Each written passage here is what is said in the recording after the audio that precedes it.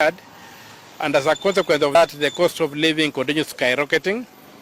But as you know, anybody will tell you there are only 4 things in the world that a government needs to address seriously. The first thing is food. You must keep food away from the control of the ordinary fluctuations of prices on world markets, on the open markets. Number 2, you must control the cost of health. Number 3, you must control the cost of education. Number 4, you must control the cost of transport. And if you look at our government, all those sectors, it has done nothing to intervene. So if the government was to intervene and makes those sectors no-go areas for cartels and do no-gooders and the thieves, this country would not be going through the mess it is going through. Somebody will be very comfortable living on the street and sleeping on the rough on the street, but having food in his stomach and being able to be treated when he is sick. It doesn't require a house over food. It doesn't require shelter over health. It doesn't require shelter over education. And it needs to move around. So our government has literally failed to address the key areas, and there are 4. Food, health, education, and transport. Those 4 areas have failed. Those are the 4 areas that burden the citizen most. So you need a government that can take political action to address those issues and see how it can cushion the ordinary person from the vagrancies of those commodities, or the effects of those commodities on their lives. But when I look at it, I don't see it in President William Ruto, especially now that he has surrendered his mind to the mind of the IMF and the World Bank.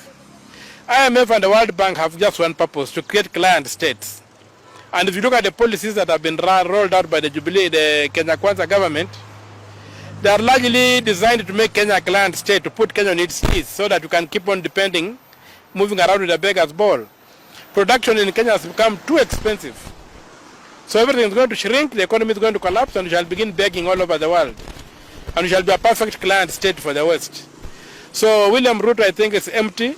This head is empty in terms of what are the existential threats that face the black people, that face Africans. He swallowed the issues of the white man, the way they are packaged. He doesn't understand crony capitalism, how it works. So he has now become an agent of the West to destroy an African state. And some of the things he is doing are bordering on treason. They are treasonable, and maybe going down the line he might be impeached if he doesn't change course and begin understanding what Article 1 says, that the people of Kenya are sovereign. And when they elected him, there was nowhere in his manifesto where he said that the IMF and the World Bank are going to govern Kenya when he gets into office. He promised to govern this country, but he's destroying it. Everything is crumbling in 1 year. It's not acceptable. So he needs to shape up, or he might get impeached down the line. I don't think his MPs will die with him. They're going to get a point whereby he can be impeached if he doesn't change course and begin doing things that benefit this country, not to benefit the Western powers, not to benefit the World Bank. Right now he wants to sell the assets. These assets, some of them were put up before he was born. Now he wants to come and sell them. What will the future generations have as a state?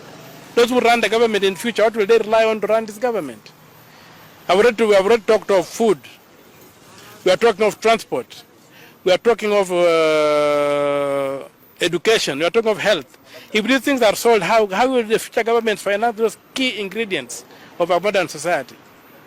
So for me, I think William Ruto is going overboard. And where we are right now, we might be facing an impeachment very soon.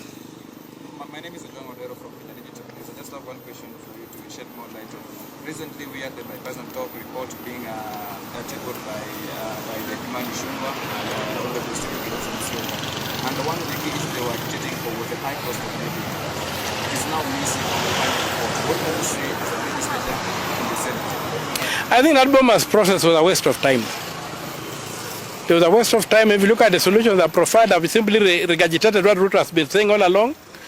Looks like Ruto is preparing for a leader of opposition so that in case he loses the next elections, he will still be in parliament as a leader of the opposition. And there's no other thing that I'm talking about. They're trying to create a job for Mudavadi. What is that? Is that a national issue? Let him fix the cost of living. Let him fix the cost of petroleum. Let him remove the taxes that are driving this country crazy. Let him trim down on the cost of running government, and the people will thrive. Let them allow people to produce. But as I've said, what he's doing is going to lead to an impeachment. He has allowed the International Monetary Fund and the World Bank to capture this country, and I don't think that's something we can live with for very long. That's all I can say. This is the final question. Do you see a possibility of the official opposition leader in the country, Raila Odinga, maybe coming up with a solution to end the electoral justice in the Republic of Kenya? Because what we saw in the Republic of 2022, some Kenyans were saying maybe President Ruto rigged to become the President of the Republic of Kenya. Do you see a possibility of Ruto and Raila ending electoral justice in Kenya? I don't see that. The only people who could end that was the Supreme Court, but the Supreme Court has sold its soul. Look at what they've done to the electoral system. They even manufactured something called spoiled ballots. When the Constitution does not allow for spoiled ballots, because the Constitution anticipates a digital election, not a manual election. Let us go digital. Let us go the Brazilian way, and we shall resolve all these things. Anybody who wins will be known automatically. Anybody who loses will be known automatically. But the Supreme Court went to bed with those who don't want a digital election in this country. And that's why the mess is. It's not Raila to fix. It's the Supreme Court to get its act together and accept that the system of election that we have under the Constitution of Kenya, which can give us a simple, accurate and verifiable election, is a digital election. And verifiable by who? Verifiable by the voter. I want to be able to vote. I'm given a serial number. When I go home, I go to the computer, to the website of the IBC. I can trace my vote and know that it went to the candidate I voted for. That's the level of verifiability we need. Not all this nonsense the Supreme Court has been putting us through. It has totally messed up the Constitution, and the problem is the Supreme Court, not Raila. Thank you. Just before you go, many Kenyans have been blaming both the senators and members of parliament, especially during the finance bill before it became a finance act. Some of them are saying, where were you when this thing was being passed?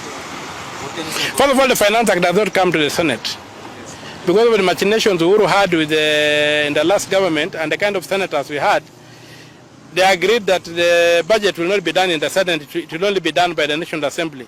It is something we are fighting to change. But then when you go to the National Assembly, there is something they call the budget office. The budget is brought, it's dumped there, taken the budget office where all manner of things are traded, and then the assembly simply votes on the report of the budget committee. They don't interrogate the budget. And there's a lot of budgeted corruption that is destroying this country, that we need to focus going forward on Chapter 12 and see to it that public finances are controlled by the people of Kenya. Right now, even if you look at the structure of the Treasury, the Treasury under Article 225 Clause 1 is supposed to be independent. But the Treasury we have right now is headed by a Minister for Finance, a PS of Finance appointed by the President, which means the President controls the money of this country, when the Constitution does not give him any of those powers. That's why those are the kind of problems we have. We have to go back to the design of the country and make sure we get the design correct. Otherwise, everything will collapse. Thank you so much. Okay.